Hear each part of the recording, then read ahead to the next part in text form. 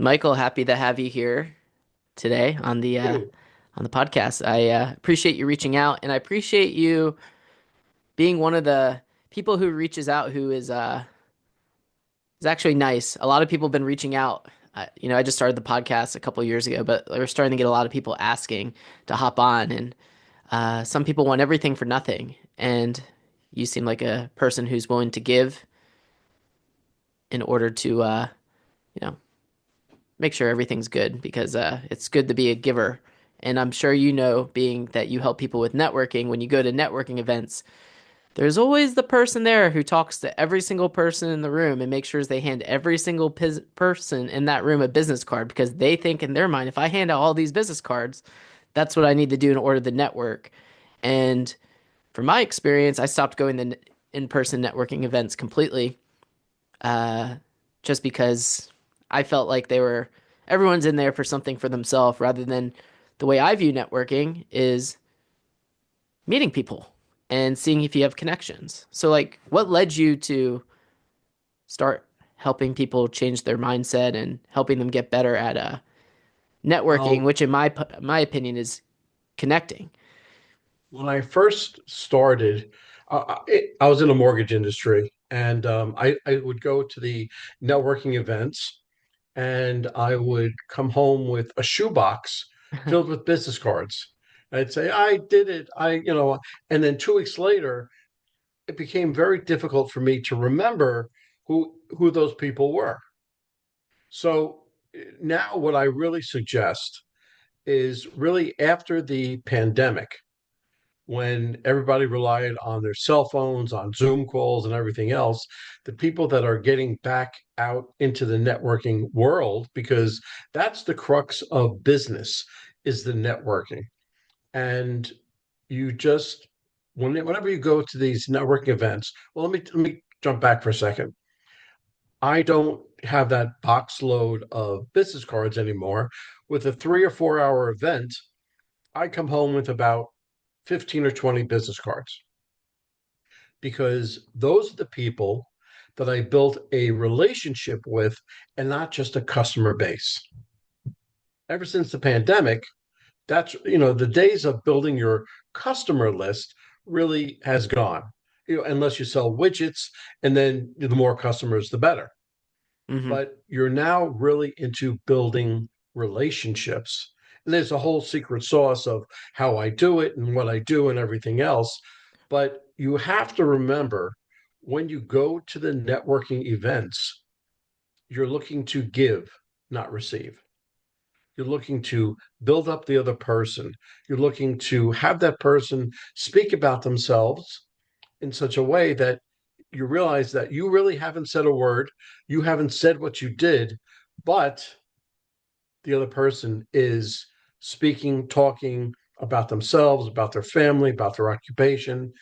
And really, when I say look to give, not receive, at the end of your conversation, you should really stop your prospective client and say, you know what? I like you. I like how you do business. How can I make you more successful? How can how can I be a good referral source for you? And then let it go from there. Yeah, the I feel like most people's go-to is like, if there's anything I can do to help you, let me know. It's like, well, what does that mean? Well, what does that entail? Help with what? Do you want to help me clean my house? Do you want to help me uh, That's right. do something? I mean, like, it's just such like it's so broad that like our brains like it's very hard to like be like, all right, do they mean with my business? Do they mean with something else? Or are they just a person where if I feel like they could help with something that might come up, I give them a call. But it's hard for our brains to process when it's so open-ended like that. That's why I say what I said. Yeah. How can I make you more successful? And that automatically puts you into your business mode. And how can I be a good referral source for you? So you can tell me right away what is your perfect client. And then I can start to look. And if you did your job correctly, they'll in turn ask you what you do for a living. and everything about you. Yeah, because I mean, the goal of any conversation, the best conversations you can have with someone are typically when you say the least amount of words. And what I've learned is we have two ears and one mouth, so we need to. Everyone could do a better job of listening rather than talking. Um, and I mean, for myself, I struggle when people like ask me like, "So tell me about yourself, Michael." It's like, well, where do you want me to start? So like, do you have some things that could help people with those sort of scenarios that you talk about? Well, networking, like anything else, is a skill and you have to practice it. Mm. Okay. So in turn, you have to practice what you want to convey to the other people. So you have to practice. Like if you asked me that question, listen, I help professionals network and communicate more effectively and efficiently, thus creating more profits. So that tells you right away what I'm doing and what I'm looking for. When I that typical elevator speech, the whole idea is for you to get the other person to say something, to respond, not just okay, goodbye, but you need to have them ask you a question like, what do you mean by that? Or what can you explain a little bit further to me? So that gives you the opportunity to expand on that. So you have to find that one thing that will cause those questions. Basically, you want people to go deeper versus a lot of people are just like slinging the business cards and like going really shallow. It's like, hey, I have this person in front of me. Let me get to know them on a personal and a business point of view and not just spend 3 minutes with them. Like, you want to spend as much time with that person as possible by opening up the conversation. I have something called Form, FORM, Hmm. and I keep it in the back of my head every time I speak with a potential client or somebody that I want to build that relationship with. And form is family, occupation, recreation, and a message.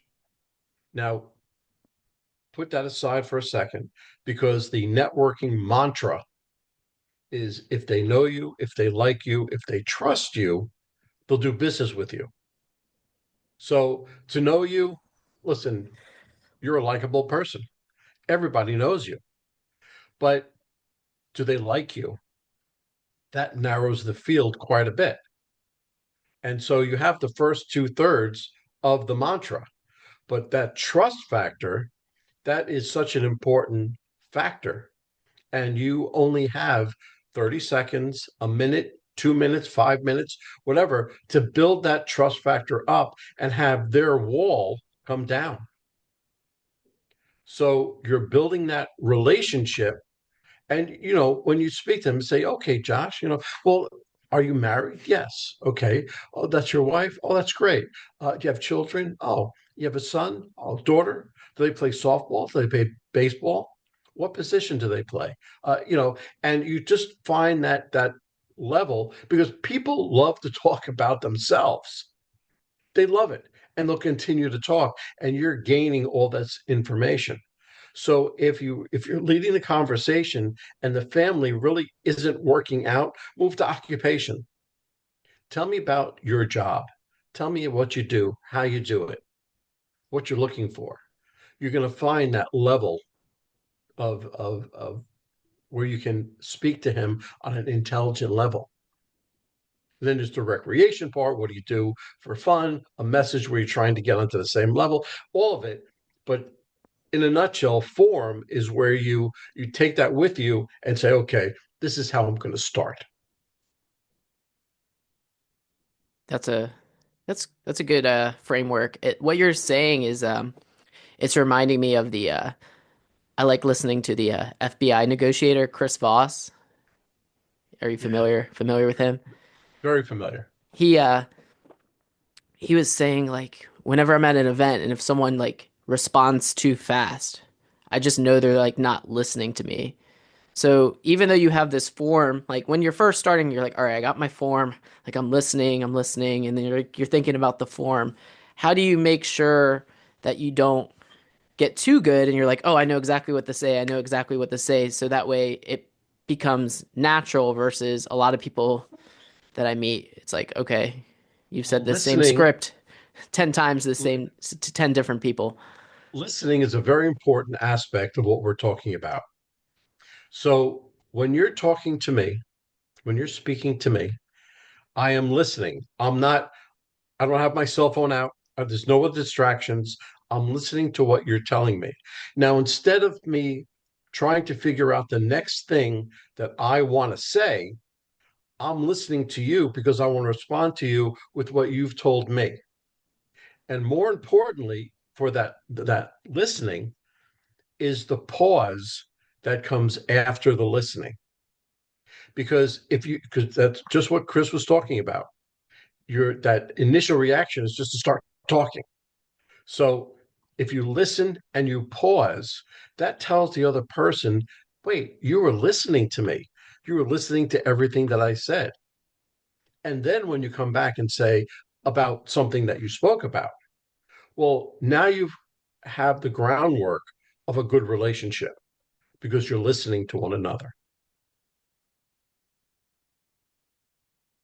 So that pause there, there's like power in the pause. And Power in a that pause was with that. something Dave Chappelle talks about. I've heard like Yeah. Dave Chappelle talking about like, you know, the best part of when I'm like doing like I'm on stage is when it's completely silent and like you just like could hear a pin drop. And I know like Elon Musk, like he has super long pauses in his interview. Like they'll ask him a question, he literally sits there like, and it seems like an eternity. However, it could be a little awkward when you first start doing it. However, if you're actually, like you said, listening and putting your heart into what you're about to say versus just coming up with some blanket bull bull crap answer that People you've can see practiced a right thousand through you. times. Yeah, people will They see can right through see that. they can see right through that. If you have a canned answer, they're going to see right through that. Yeah, like for example, you've been on a lot of podcasts and I've been on some podcasts, not as many as you. However, we all been on that podcast where the person has like their script, they have question, they're just bouncing from question to question to question versus I just want to have a conversation and see where it goes. We could talk about listening and the power of listening the whole time. Without a doubt. Without a doubt. You have to see where the conversation takes you. Now, you may have to, reel it back a little bit to get yourself on track because, listen, I can talk for 3 hours and go off in 72 different directions.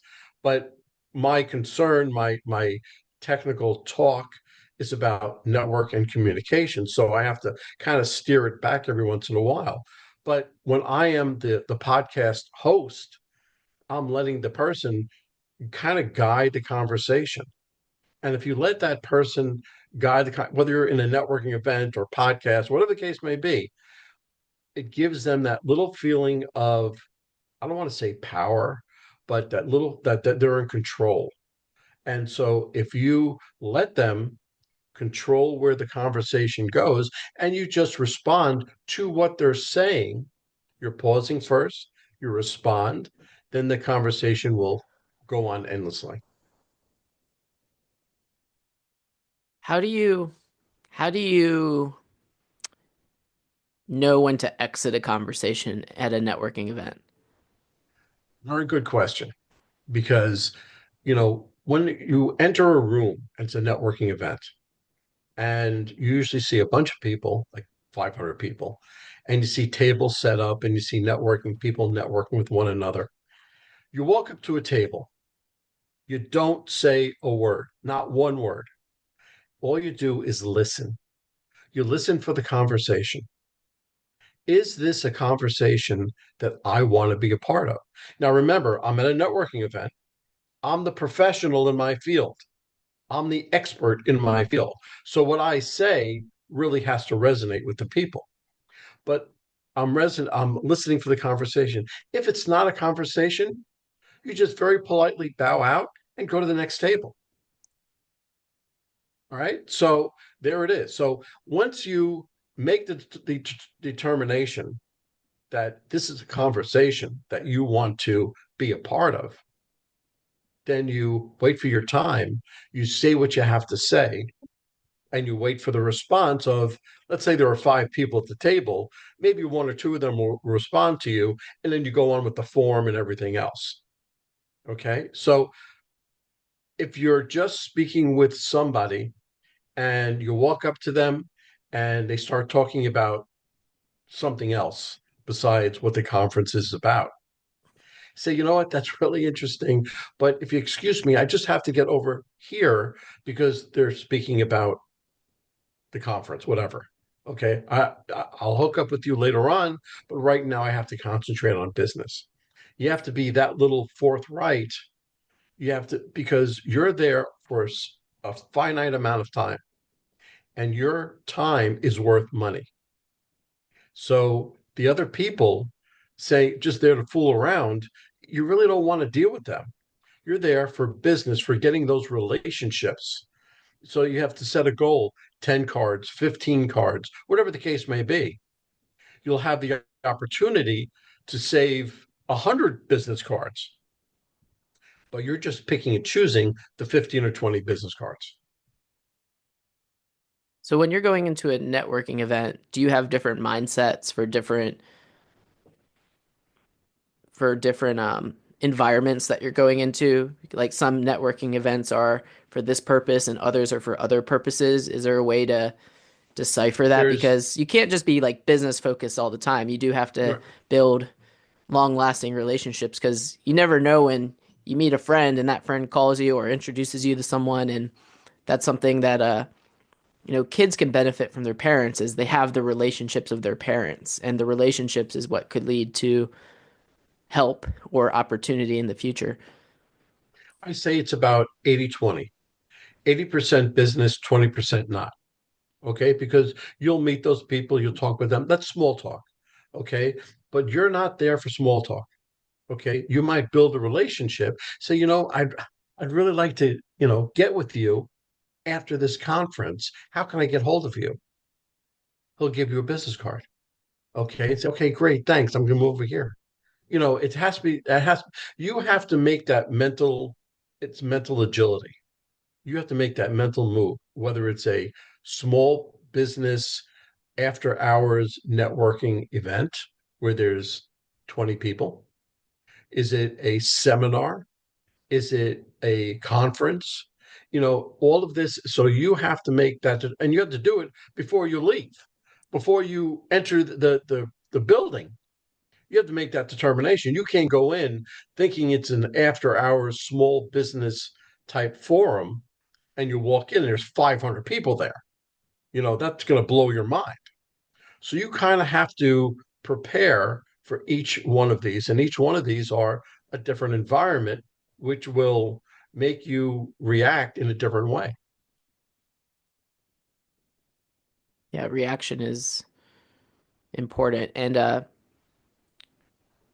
you ever gone to a networking event and came back with like no business cards, or like gone to it and you're just like, I ended up in the wrong place? Well, yeah, yeah. I wouldn't say no business cards, but the business cards that I got weren't qualified. They're just like, I really shouldn't be here. This is an event it's really not for me. Um, but I'm gonna go around and speak with somebody because, like you said, you don't know who you're gonna meet. So I don't, just leave. I get as much out of the event as possible. But yeah, I've gone. It's like when I go on stages and I talk about networking communications, I've spoken in front of 500 people, 200 people, 100 people, 50 people, 20 people, five people. And you would think that your talk changes from 500 people to 500 to five people. It doesn't. Speak exactly the same way. Which one do you believe is easier, the 500 person room or the five-person room? Well, with the five people, it's a little bit more, you're a little more relaxed. When you're in front of a very large crowd, you're thinking to yourself, I want to be perfect. I want to be, but it's never that way. I'm never. I always screw up somewhere. I always laugh about it. I always inject a little humor into all of my talks, so I'm not just there drinking mundane talk. Um, I put a lot of humor into my talks. I speak. I do a lot of stories, that type of thing. And I get the crowd involved. When I only have five people, that's a little easier. That's interesting because I haven't spoken as many in front of as many people as you have. I've spoken in a room of like 100 people. I've found that the rooms that are smaller for me are actually harder because you have to like be focused in on these five people versus you have like a big room, you could like look one direction, you could look the other direction, and people could still feel like you're at them. So like from my perspective, it's like there's five people, and then like I don't know, it just doesn't the energy. You have to like force the energy almost because like you have a big crowd. You're like, oh, this is like I'm like an athlete running through the tunnel, and I have like these people cheering for me, and I have these people there. But it is scarier in the pauses with 500 people versus just five because you like look out and you just see a bunch of blank Yeah, spaces, and you're just like, oh man, I'm in this moment right now. yeah, yeah. And but when you have that large crowd, pick five people. Pick five people and look at those people. Look at them in the eyes that you're talking directly to them. It will help your audience, but will help you also because you'll be fixating on those five people. What was your That's all. first speaking event, and how did it go? Well, my first speaking event was really I was in the mortgage industry and I was doing a seminar on first time home buyers. We had about 50 people there. And I was doing the main event of the mortgages.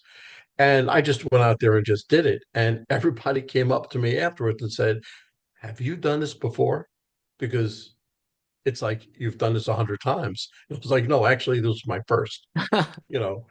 But so I've always been very relaxed, uh, always joked around, always did everything like that, and it it it really, I guess, it's a mindset that you have to have because you go and it's like, well, who cares what they think? So that was like a sign, like, oh, I'm actually good at this. That was like validation because you've never done it before. And then someone's like, oh, like you're so good. Like, how many times have you done this? You're like, this is my first. Yeah, that was 10 years ago, 13 years ago, and I had no thoughts of being a professional speaker. So once you got that validation, what did you do next? Well, I continued working in the mortgage field. I went to work for a law firm as a sales director.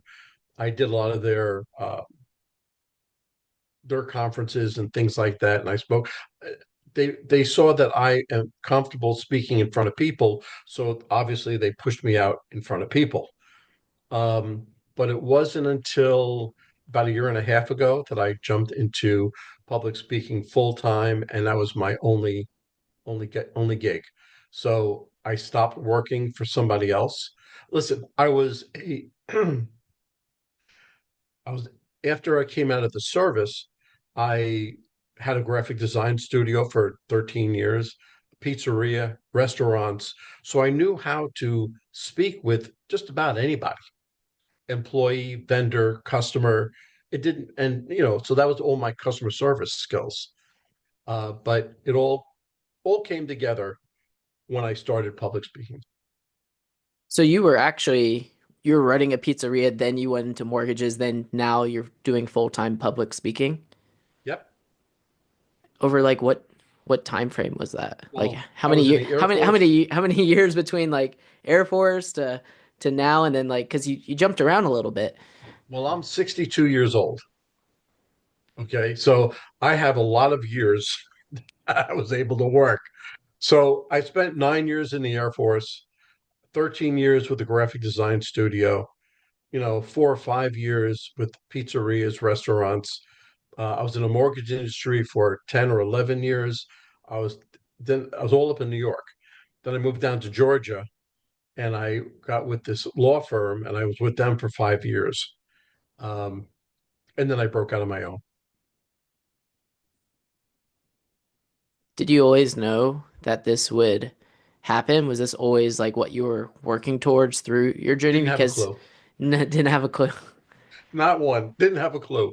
I thought I'd just be working. After owning my own businesses, I knew that working for somebody else really wasn't for me. Um, but I was in that director's position and vice president position and things like that. So it was tolerable, but I still knew that it wasn't for me. So once I became part of the law firm, that was the point where I started looking out and started to think about public speaking. So it was tolerable. How did you tolerate it? Because it seems like you had this burning desire to jump out to doing what you're doing now, and it could be sometimes hard when you're like feel like you're like, "Oh, I'm not where I want to be yet, but I'm like working towards it." Focus. I had to focus. Listen, I was very good at my jobs, very good within the mortgage industry, very good within the law firm. Um, I, wa- I was very good at my jobs. So with that, so I concentrated on the jobs, but then after hours and the weekends, I concentrated on the speaking. So the law firm the hours started to diminish, and my hours of public speaking began to expand. So finally, I just stopped the law firm, and I just went into public speaking. And you had a family relying on you during this whole time, so you couldn't just cut off Well, the spigot of income to just jump in full throttle, right? that's true. Well, my wife works also. So my wife and I both had full-time jobs. So when I made the decision to leave the law firm, I we sat down and we had a talk. Say, can we afford this? Can we do this? Can we, and because within the first 6 months, I don't know how many paid gigs I was going to have. So I said, okay, look, I'm going to give it 6 months. If not, I'll get something to back it up. And fortunately, it worked out for me where I go into corporations, I go to conferences, summits, I have coaching, I do things virtually, Hmm. um, and it all worked out. Did your wife respond positively during that conversation? Always, how did it go? yes. She was 100% behind me. She was 100% because she knew that this was something that I had in me that I wanted to do and that I was good at it. So she's always behind me. Anything I want to do, that's what she's behind me. She's outstanding, excellent in every way. So that's I started, and fortunately, within the first 6 months, I had my first paid gig, and it went on from there. Where was that? Ohio, Ohio? Was it like yeah, at what kind it of was. event was it? It wasn't an event.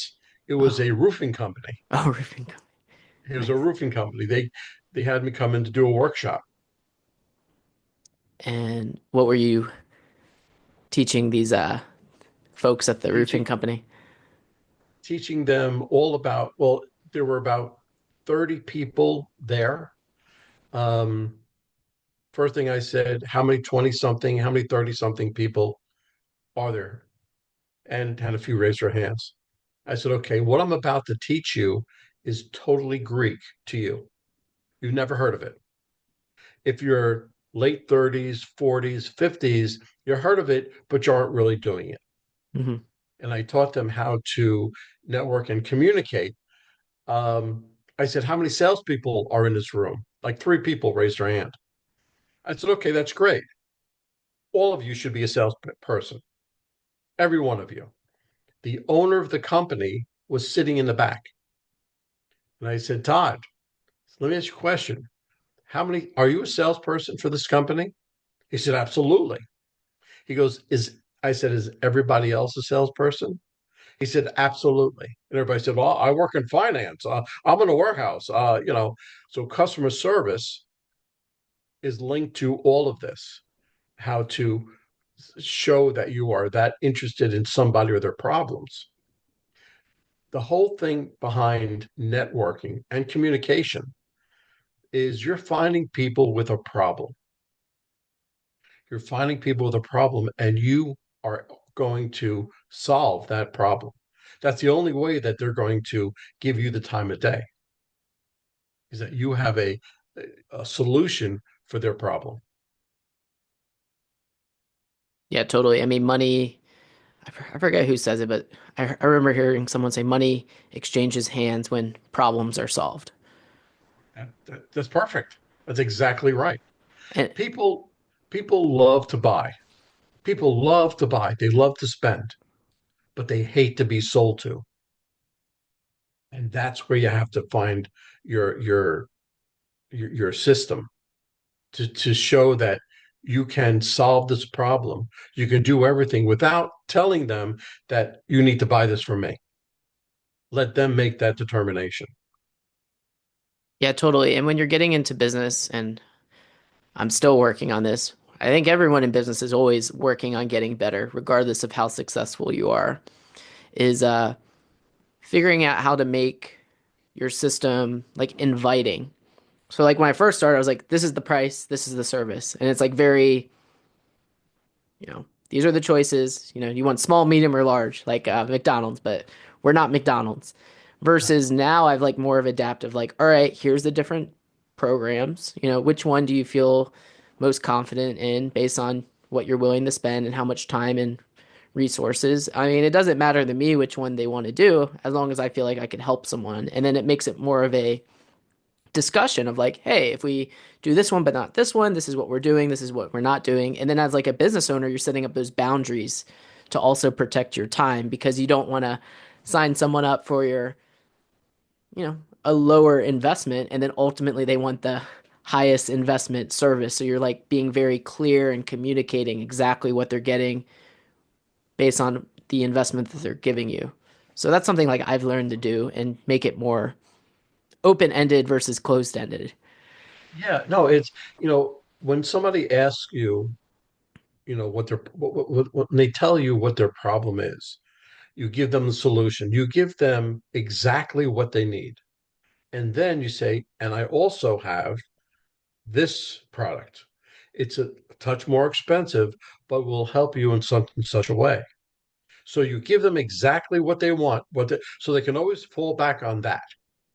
Okay, that's exactly what I want. But then you bring it up, it's like upselling. You simply you tell them about another product that's a little bit more out of their range, but will also help them. So you can really solve a number of problems that they have. Yeah, totally. It's the difference, the way I'm understanding it's the difference between having a one-time customer versus a long-term client. Well, that's a difference between a customer and a relationship. And Right. that that circles back to what we were talking about right in the beginning. Went full circle. Yeah, so, Yeah, because I mean, I remember like I've hired several people to help me. I've never hired them again. sure. And you never want to be put in that position. Right. So I mean, it's painful when you invest in something and you expect to get a supreme pizza and then it comes out and it's a white pizza. You're like, this is not what I was Yeah, no, expecting. It's still pizza. you always want to over deliver. Always want to over deliver. You want to give them more than what they paid for. And so that always keeps them thinking like, wow, this was a great deal. This was really good. I'm going to hire him again. Yeah. Yeah, and that's when it's tough in the beginning of business because you're so focused on like getting the first person to invest in your services and sometimes you can lose sight of the big picture, which is especially when no income's coming in, it's scary. Yeah, very. Well, awesome. Yeah, I mean, you also got like a podcast. Like what's the podcast about? I know it's about networking, but like is it just you? Do you have guests on? Like, what was like a recent episode that was your favorite that you could share? So if anyone is of interest to the podcast, they could get a little sneak peek here. Well, I my podcast is all about, first of all, you can go to my website, go to podcasts, and you can see all the podcasts that I've done. It's on Apple, it's on Spotify and everything like that. But the easiest thing to do is go into my website. Um, I talk about, yes, networking communications, but that is what I give my guests. And I say, take it, tell me about what you've done, how you've done it, and how you got there. And I make the conversation work from there. So there's one, I think he was my second guest, Frank Agent.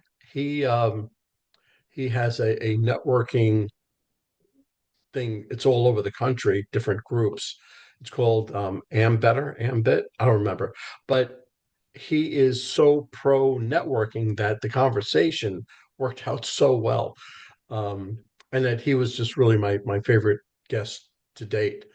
But it's very interesting how you can find so many different things out from a guest than what you thought you know.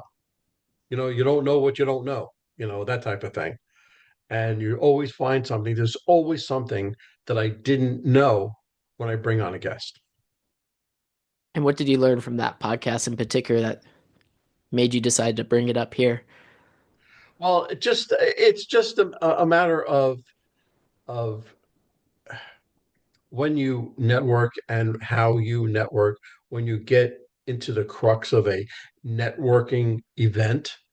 um, eh, it's you have to be laser focused on your job, but not too laser focused. That sounds strange. Not too laser focused, because you have to see what's going on around you as well. You can't just put blinders on and say, "Look, I'm just talking to you." There's a conversation over here. There's a conversation over there. There's a conversation going on behind them. There's a conversation behind you, and you're kind of listening and you're picking up most of it. Yeah, you want things to be th- it reminds me of watching like the Last Dance documentary of the Chicago Bulls, and they were talking about the shot against the Utah Jazz, and Phil Jackson was like, I want them to do something that is in the moment, free flowing. So I didn't call a timeout because I felt like if we do something that is more spontaneous, it'll allow us to get the best outcome. And basically, that's what I'm taking from what you're saying is if you do things that are spontaneous versus like thinking exactly what you need to do, how you need to do it, you're getting into your head a little bit versus just like dropping the shoulders, being yourself, but ultimately still focusing on, well, like Michael Jordan's like, I'm going to get this ball in that little hoop and win the game. But he wasn't thinking that. It was just all natural. You have to be yourself.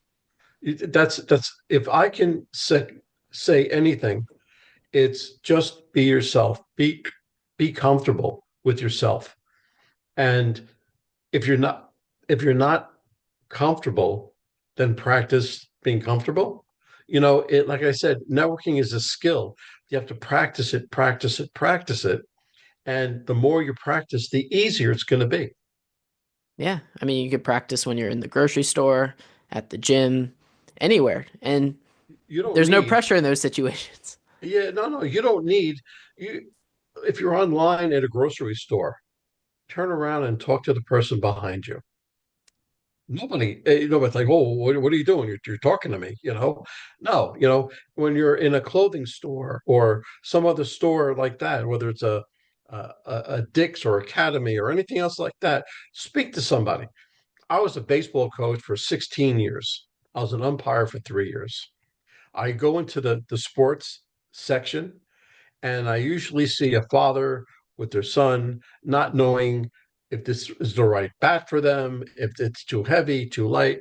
And I'll go over and help them and say, they'll always be very, very appreciative. I'll say, that's not a problem. And I move on. So it's you're constantly going through and helping. And once in a while, you'll get into that deeper conversation.